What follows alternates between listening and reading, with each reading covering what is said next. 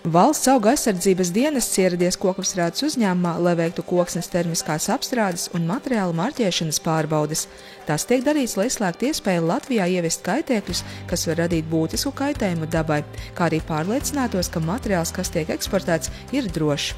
Pārbaudes tiek veikts ar mobilās lietotnes starpniecību. Pārbaudes uzņēmumos, kas izgatavo koksnes iepakojamo materiālu, mēs veicam neretāk kā 2 reizes gadā.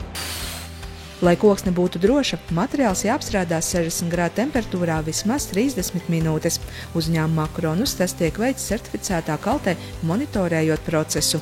Šobrīd var redzēt gan kaltē atrodošā produktā mitrumu, koka mitrumu, temperatūru, koka temperatūru, gan arī kameras apstākļus, kā tiek nodrošināti. Un tādā veidā mēs padarām produktu pilnībā drošu no tādā, fitosanitārā viedokļa.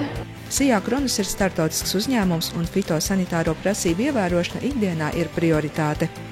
Uz gatavās produkcijas izvietojam zīmolu, kas apliecina to, ka mūsu produkts ir fitosanitāri drošs, kur arī sadarbojamies cieši ar mūsu auga aizsardzības dienestu, ir sūtot produkciju ārpus Eiropas Savienības, tad uz trešajām valstīm katrai kravai ir jānodrošina fitosanitārais certifikāts. Tas nozīmē, ka inspektori pie mums ierodās, veic pārbaudes un dod atļauju šādas kravas izvest no Eiropas Savienības un izsniedz arī šo dokumentu fitosanitāro certifikātu, kas ir tāds būtībā pamatnosacījums, lai vispār strādātu trešajām valstīm.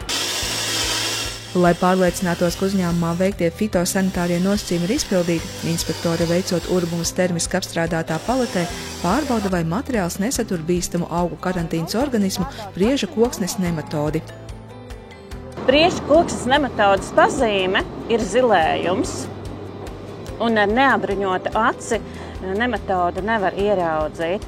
Tas ir tāds tā kā ūdenszīme tīklojums koksnē, un koks mežā vienkārši aiziet bojā, sākumā sāk kalt un vienkārši nomirst.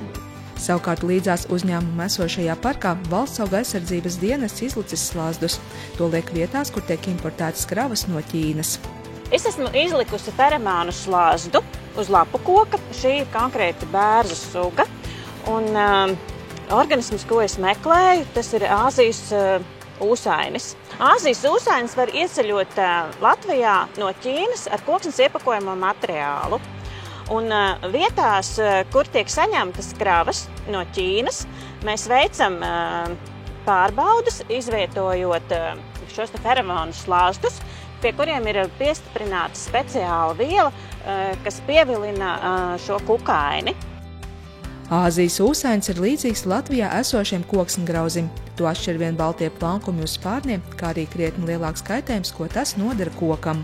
Izskrejas ir 2 centu monētas lielumā.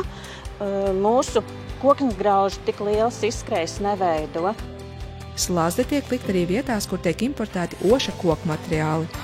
Šis slazds ir paredzēts ošu smaragda zaļai krāšņu vabolei, kura ir sastopama Sanktpēterburgā, Maskavā. Tāpēc slazdi tiek izlikt arī pierobežas zonā. Ošu smaragda zaļā krāšņu vabole veido D veida izskrejas, kas izmēra ziņā ir 8,5 mm un izskatās aptuveni šādi. Jānorāda, ka slazdu likšana un pārbaudes ir valsts auga aizsardzības dienesta profilaktiskie pasākumi, jo līdz šim minētie kaitēkļi Latvijā nav konstatēti. Tomēr šādi gadījumi ir bijuši Somijā, Vācijā un citās Eiropas Savienības valstīs. Tāpēc ir svarīgi veikt drošības pasākums, jo kaitēkļu apkarošana var radīt daudz lielākus zaudējumus visām iesaistītajām pusēm. Ja šāds augu karantīnas organisms ieviešas Latvijā, tiek noteikti pasākumi. Katram organismam tie ir dažādi, bet pārsvarā tas ir 100 metru rādījusā tiek iznīcināti visi saimnieki augi ap inficēto koku. Un tad arī tiek veidota buferzona, tā var būt pat līdz 20 kilometriem, kas sanāk šajā buferzonā var būt aizliegumi pārvietot gan saimnieku augus, gan koksnes iepakojamo materiālu. Tāpat arī notiek daudz visādi iznīcināšanas pasākumi tieši perēkļi šajā. Ievāktos paraugus Valsts auga aizsardzības dienests sūta uz Nacionālo fitosanitāro laboratoriju. Kā uzsver dienestā, arī iedzīvotājiem jābūt modriem, un, ja rodas aizdomas par kāda kaitēkļa izplatību, jāsazinās ar dienesta pārstāvjiem, kas attiecīgi veiks pārbaudes.